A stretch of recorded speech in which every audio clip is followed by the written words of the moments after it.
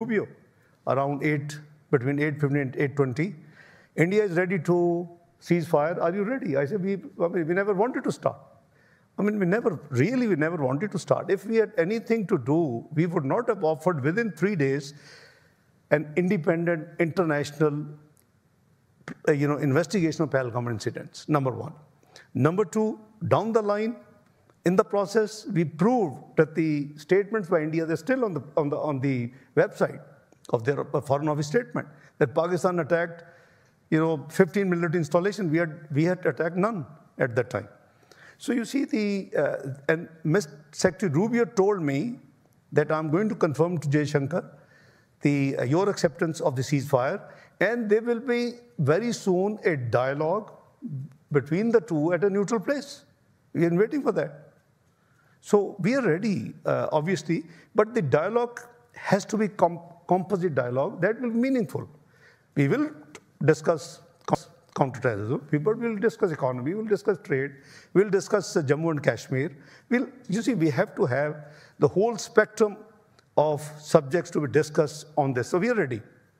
You talked about terrorism, you talked about Pakistan's efforts to counter terrorism in your own territory, that you've suffered your own losses among your own citizens.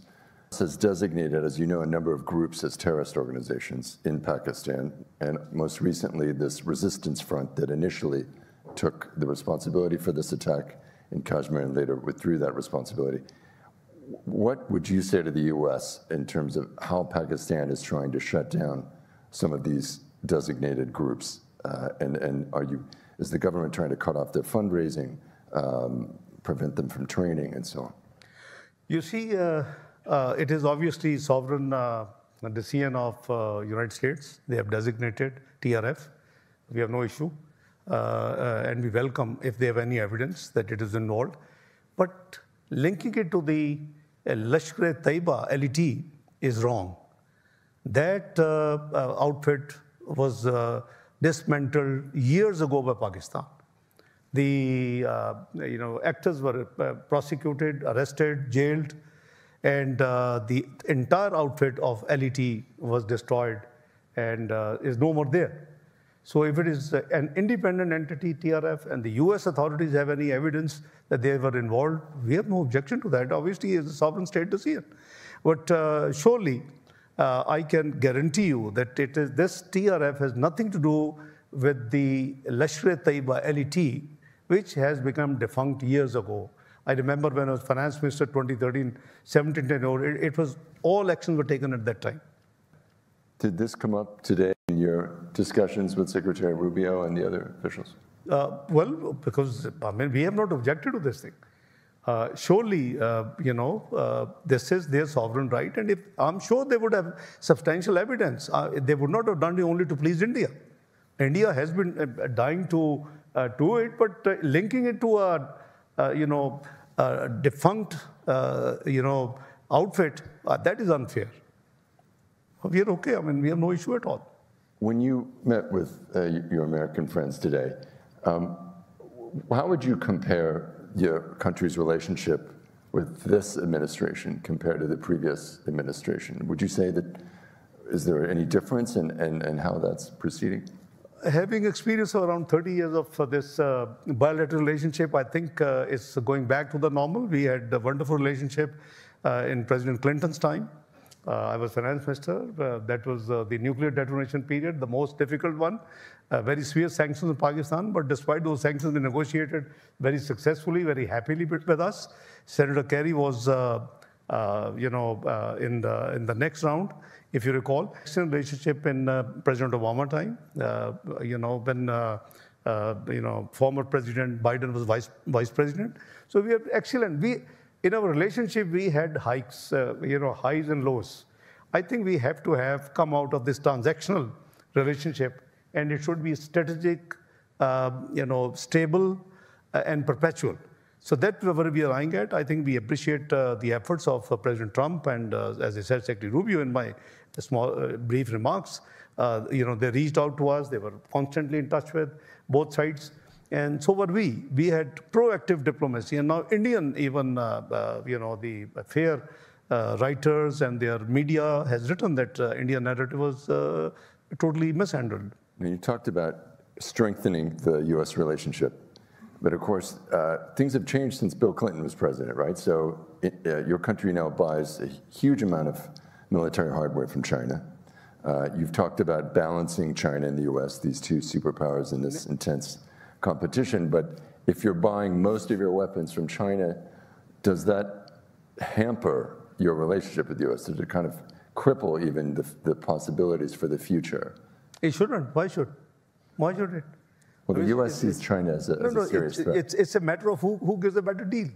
It's as simple as that. And we have such a strong. We should not be seeing the relationship with the lens of other country. It has to be standalone. And I did say we have great strategic relationship with China, but we have long-lasting, friendship with the U.S. All the time. So this is objective, and this is the goal of our government to upscale the relationship back to where it used to touch the high points. So it must not be transactional. That lows. We are in Cold War together, and then there lows come, and then again we have a better. Cooperation, partnership because of the war on terrorism. All these phases we have seen. But we are doing our best to make it strategically economic cooperation and long-term partnership. This is our objective. I was just going to say, during the Cold War, countries had to choose sides. Sure. And some people are now saying this is something akin to the Cold War, maybe slightly different, but a lot of tension between China and the U.S. So that's why I'm asking. It must be very difficult at times now because both countries kind of want you to choose. Well, I think we have played the role of bridge between the two countries in the past, and we can do the same. We can bring the two countries closer, and I think that will be win-win for the globe. You will get millions and millions out of poverty, and that would be very positive. So let's see from the positive angle instead of seeing from a narrow negative angle. Obviously, one can always find something fishy if you want to think negative. So we are very, very sure that this relationship can be win-win for the globe. What is the outlook for trade now? There's a trade deficit, obviously a trade surplus for Pakistan with the U.S. You mentioned minerals. Would be quite a major development if that were to happen. That would also be a huge commitment for both countries, obviously, logistically and politically. Is there signs that you're close to some trade deal and a minerals deal? I think we are very close to finalizing a deal with the U.S. Our teams have been here in Washington discussing, having virtual meetings, and a committee has been tasked by the Prime Minister to fine-tune now. I think I did mention that it's not going to be months, but not even weeks. I would say days that we would come up. So this is one side, but the potential for the U.S. and the U.S. Business entrepreneurs is huge. You see, a country with external debt of only $130 billion US. Our percentage is much better than U.S. debt to GDP, much better than UK, much better than Japan. But they have secondary markets. If they're to finance their external deficit, they simply float the paper, sovereign paper, and it's bought. So you see, we believe that the potential Pakistan has in IT, in AI, in mines and minerals, and by the way, the most conservative estimates of Pakistan's mines and minerals and the natural resources is $6 to $8 trillion. Now, Recordec is one. I'm glad that your Exim Bank is looking. World Bank is ready to finance the U.S. entrepreneurs who are going to be involved. So this is one block. There's one study which says that Pakistan is likely to be the fourth richest offshore gas country. So we have advertised 40 blocks. Most welcome. Let the American, investors and entrepreneurs come and start explorations. So we are not pick and choose. We are open, and we want our friends, our American By the way, there are dozens of multinationals, companies of US, which have, decades-old business setups in Pakistan. You could name few, Pepsi, Coca-Cola, Procter & Gamble. There's so many. So I think there's a great potential. This is a positive, this government. You see, we reached, it's an unfortunate cycle. We reached, by 2013, Pakistan was a macroeconomic unstable country. These natural resources were not flagged or highlighted in the way these have been now. And we had a serious problem. But 2017, only in 3.5 years, we not only fixed our all macro indicators, economic indicators were fine, inflation was low, 3.59, growth was 6.3, highest forex reserves, and 24th global economy in the world. Unfortunately, what I call natural, we all know COVID, natural and human pandemic in Pakistan. I add the human pandemic because it was a mishandling. And next 2018-22 Pakistan economy. And we landed as 47. We declined from 24th to 47th global economy. So this government is committed to take it back. So while we have stabilized the economy, now we are working for the growth and take the economy now towards the right direction. So there's a great potential for friends, American friends, to look into Pakistan market. Tariffs are a great threat right now for many governments and the ministers who come to Washington. Are you optimistic? Will you make a forecast? Is the tariff for Pakistani goods not going to go up to 27%? Do you have a? I can't predict, but as long as we are better than or equal to our peers, we should be fine. You have to compete with the peers, and the peers, we have seen what tariffs are there. So perhaps we will carefully watch the announcements. Few have been done. They are so far not very worrisome. So, it is, as I said, it's a sovereign state. It has to take its own decisions. It's a policy, it's a big policy move. You haven't seen this sort of approach, and the formula was very innovative. You are calculating the trade deficit by excluding the services revenue. Wonderful. As a chartered accountant, I love to see that formula because you rarely find such formulas in normal maths. I'm going to switch to domestic politics in Pakistan, unfortunately. Sure. You may not like this question. Sure. But as you know, about 2 years ago, Imran Khan was arrested.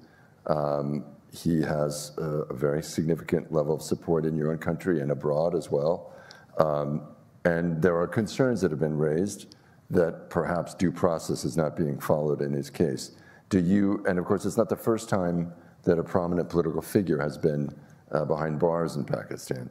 Do you worry that Pakistan's sort of democratic credentials abroad are jeopardized by what's going on with this case, or do you feel like you have to explain it when you travel overseas? Well, let me frankly share with you. I am known, if you find out from in Pakistan Parliament for last almost 32 years. I've been twice a member of the lower house, National Assembly of Pakistan. This is my 5th term in the Senate of Pakistan. I've been leader of the opposition in Senate. I'm currently leader of the House for the last few years. So I was known a reconciliator. 2014, Imran Khan's party, 126 days of sit-in, political sit-in in 2014 in Islamabad, which actually hampered our economic growth and caused a lot of loss. I'm the one who actually, on behalf of the government at that time, negotiated with my colleagues the ceasefire, I will call it, the domestic ceasefire, political ceasefire. So they wound up and everything fine. You see, when you take the state on and you pick up the arms and you do things what happened on May the 9th, unfortunately, a man like me cannot even do anything. The due process of law has to take place, which is in progress. So I think we should not criticize anything. For example, if I say that Afia Siddiqui is here for decades and going to be God knows till when, so I think I will be unfair. If your due process for law has resulted in that action, the same applies to everybody. So there's no exception. If you are popular political leader, it doesn't give you license to pick arms, to provoke public, and to go and attack the security installation of a country. This is nothing but treason. So I'm not a judge. I can't do anything. I used to facilitate, but even a man like me can't do anything. The due process of law will take its own course. But I can assure you, this government has nothing to, as you know, that this government hasn't done anything, by the way. The current government hasn't taken any action against. It's the judiciary, it is the caretaker government, it is the judiciary, it is the due process. So we hardly have any right to interfere like any other democratic country in the judicial system. So that's what the fact is. Back to what we were talking about earlier. By the way, we were friends and foes in a life. Imran Khan, before he entered in politics, he was a regular visitor to me for donations for his hospital. So it's not that we don't know each other, but I wish he should not have provoked, he should not have mobilized his party, taking the state. This was most unfortunate. I wish he should have done it. You talked earlier about terrorism. I just want to go back to that one more time. In militancy, there's been a resurgence of TTP to some degree, and there's been accusations that the government in Kabul has somehow given them shelter at times. Do you have any regrets or second thoughts about how Pakistan has dealt with the Taliban over the years in Afghanistan? And did you underestimate or miscalculate, perhaps, about how the Afghan Taliban would operate once in power? Well, first of all, let's talk about TTP, Tehreek-e-Taliban Pakistan. And I have regrets. I am concerned Pakistani. I just explained to you, perhaps one of the most disturbed Pakistani would be myself, who spent hundreds of billions between 2014 and 2017 to eliminate this menace. It is a great friend we talked about, his government. They just released the hardened criminals, over 100. They opened the borders, 35 to 40,000 TTPs came back. The Taliban's came back, they're resurrection. But we haven't given up. We have restarted this program because it was a political party which did it in 2014, 2017, cleans up. We'll do it again. But yes, as a country,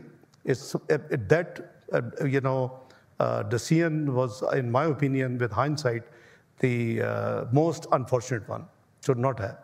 Neither those hardened criminals should have been released, who are now these suicidal bombers leaders, group leaders, nor the border should have been reopened for all these Talibans to come free. And I don't know whether you remember somebody said that I'm only here in Kabul for a cup of tea. That cup of tea has caused us the resurgence of the militants in Pakistan, unfortunately. So I would like to open up the questions to the audience here and online. This is from a correspondent from Afghanistan International, so I thought that would be appropriate. Hello, everyone. My name is Arif Yaqubi, and I'm a correspondent for Afghanistan International. I have a question from the Pakistani Prime Minister, which has two parts. First part is Pakistan willing to engage and negotiate with the anti-Taliban groups in exile for the future of Afghanistan? And the second part is, does Pakistan regret supporting the Afghan Taliban in the past? And does it believe that the Afghan Taliban are out of control now and don't listen to the Pakistani government? Thank you so very much. For the sake of democracy, for the sake of helping Afghanistan, you must be aware, my friend, that Pakistan has not yet recognized the interim Afghan government, number one. We have engaged themselves, and we have taken actions, 19th of April, 17th of July, for the benefit of the people of Afghanistan. Because you cannot, as a nation, many countries, for example, they have upgraded their diplomatic relations from charge d'affaires to ambassadorship. We have done it very recently, but many countries have done it long time back. And the government in Afghanistan recently has been recognized by one of the P5 members of the UN Security Council. So we are ready to do anything positive, engage in the interest, but we don't want to meddle in the internal affairs, nor we expect to anyone to meddle in our internal affairs. That's number one. Number two, the past is, there could be a long debate on what happened in the past, what was good, what was bad. But I do, agree that we have to all work together to take all measures which, eliminates this menace of terrorism from the globe, because this is something which is obviously not tenable to any country in the world. There may be a huge distance between Pakistan. As I said, we are the biggest victim of terrorism. And, we have paid huge cost. But if we had not done it, perhaps that menace would have spread to even the United States of America by now. So we actually, contained it by losing our 80,000 people and hundreds of billions of dollars losses. Another question about Afghanistan. How does the Pakistani government assess Russia's recognition of the Taliban government in Afghanistan? Do you anticipate that other governments will follow suit? And I would add also, have you discussed the possibility of the U.S. somehow raising its profile in Afghanistan and perhaps increasing aid or changing its status there? Well, this action of Russia is obviously a sovereign country. We can't, say that it should be done or should not be done. It is their sovereign right to decide, and they have done it. We haven't done it. That means we do not feel it appropriate at this stage. But we have, upgraded the charge d'affaires to ambassadorship in May, 30th of May. So that's number one. Do you anticipate the other governments will follow? No idea. I think you need a plebiscite or a voting to find out whether you will do it or not do it. But obviously, it is just anyone's guess. Okay, on to Kashmir here. Yeah. Covering the globe. Will the people of Jammu and Kashmir located between India and Pakistan still have the opportunity to decide their future, whether to form an independent state or to merge with India or Pakistan? Is that possible? We are absolutely ready. Under the auspices of United Nations, as per the UN Security Council resolutions, the Kashmiri people should be given the right to decide. It is them who have this basic right, and it must be exercised as soon as possible, because as per media reports, a lot of demographic changes are taking place in the Indian illegally occupied Jammu and Kashmir. So unless, sooner the better, but we are okay with any outcome. There's no problem at all. Obviously, it is their right to decide whether they want independent, they want to go with India, they want to come with Pakistan. We have no issue at all. We are stuck with the core decision of the UN Security Council, which remains unimplemented for the last over 7 decades. That has to be done. I want to go back to something that you said at the beginning in your opening remarks. You did mention Gaza, terrible scenes there that we're seeing. Did you discuss that with your American counterparts today, and what the U.S. role could be to try to resolve the situation and use its influence with Israel and to try to forge a ceasefire? Do you have any updates or how they? Well, number one, we have actually discussed in the, because Pakistan has the presidency of UN Security Council this month in rotation. So I basically, I came for 2 signature events, ministerial open debate, and one was on, also Palestine, just on Wednesday. The other one was multilateralism, this peaceful settlement of disputes, which we believe is the diplomacy and dialogue is the way forward. And, we did discuss all regional and global issues, which obviously includes Gaza. At the moment, we are concerned because humanitarian, aid is totally blocked. Now people are dying of hunger. This is something, again, it's a typical, Jammu and Kashmir alike situation. Palestine, even worse. So, we encourage that all and sundry should do its best to stop, what's happening, get a ceasefire, come to the two-state solution, let them have the right to live, both of them, and that's the way forward with the 1967 borders and Al-Quds al-Sharif. I think this is it's doable, but somehow, this hostages issue, other pretexts, the recent decision in last 48 hours I think they've done legislation to annex West Bank. It won't go well. So it's going in the wrong direction unless it is the Gaza has become now a graveyard, not of human being, also international law. Where is international law? Why these institutions were set up 80 years ago in San Francisco?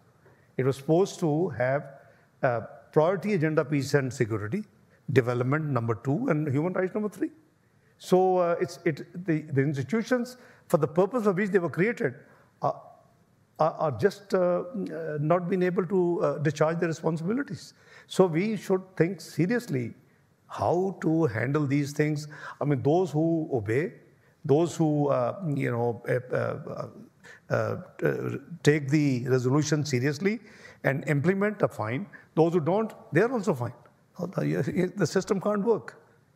The global law and order is crumbling, is getting weaker every month, every week and every day, unfortunately. And the two examples are in front of us. Okay, I'm moving quickly here. Thank you for your patience. You recently said that Pakistan intervened to block the naming of the Resistance Front in the United Nations Security Council statement on the attack in Kashmir. Now America has officially designated the group as a terrorist organization. I know I asked you about this, but... Yeah, let me explain to you. There's a timing difference. When the Pahalgam took place, it's weeks old story. There was a draft resolution moved by United States, I think. It had 2 ingredients. Pahalgam in India. Pahalgam, India. No, sorry, my apology. Pahalgam with no place. And number 2, it said TRF put the responsibility. We just took principled position. Pahalgam is somewhere. If I say London, London is more than one. In England, there's London. London is also another place.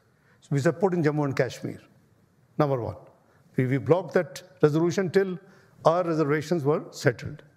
TRF, we said show us any evidence. If they are responsible, it was just within days of that incident. We're talking April. So and everybody, including the United States, accepted it, by the way. After Pahalgam, it was written Jammu and Kashmir, and TRF was deleted. I mean, we don't carry veto power. So after that, that press release went public. So now if they have, as I said, they have evidence, and they're doing it, we are not owner of this action as a country. It is US action, fine. They must have seen, necessary requisite to designate somebody, fine.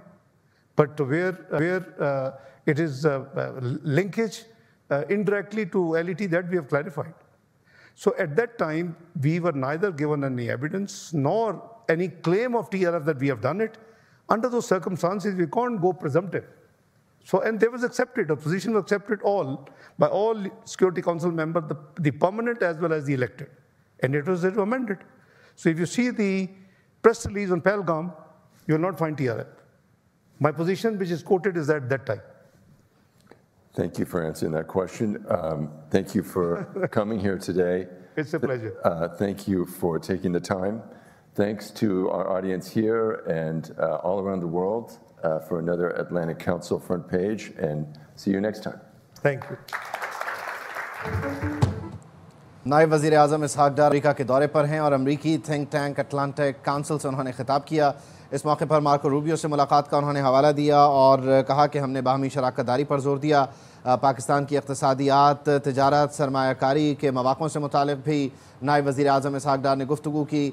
Pakistan के सियासी मंजरनामे से मुतालिक भी उनसे सवाल हुआ, उनसे पूछा गया कि साबिक़ वज़ीर आज़म के मुस्तक़बिल को लेकर आप क्या समझते हैं, मामलात क्या हैं। तो उन्होंने कहा ये मामलात कोर्ट ऑफ लॉ में हैं और यहाँ पर कोई सियासी इंतकामी कार्रवाई नहीं हो रही है। कश्मीर से मुतालिक बात करते हुए नायब वज़ीर आज़म ने कहा कि कश्मीरियों का हक़ भारत ने सल्ब कर रखा है, वहाँ पर लाखों की तादाद में फ़ौजी मौजूद हैं और भारत ख़ुद अक़वाम मुत्तहिदा के और अक़वाम मुत्तहिदा का वादा है कि कश्मीरियों को हक़ खुद इरादियत मिलेगा, लेकिन आज तक उस वादे पर अमल दरामद नहीं हुआ है। नायब वज़ीर आज़म इसहाक़ डार की जानिब से कहा गया कि जनूबी एशिया में अमन हमारे और दुनिया के लिए अहम है। पाकिस्तान ज़िम्मेदार मुल्क है, अमन की ख्वाहिश रखता है। पाकिस्तान दहशतगर्दी जैसे चैलेंज से भी निमट रहा है। पाकिस्तान दहशतगर्दी के ख़िलाफ़ भरपूर तरीके से लड़ रहा है।